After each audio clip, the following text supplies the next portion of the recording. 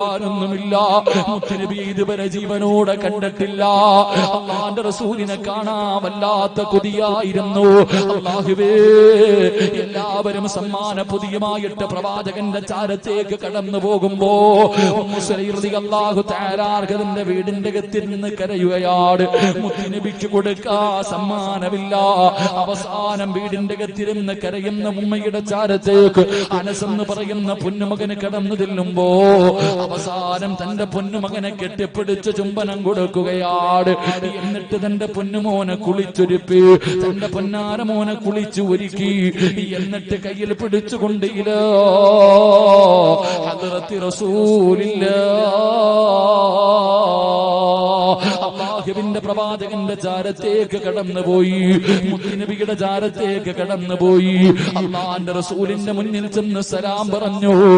യാ റസൂലല്ലാഹ്,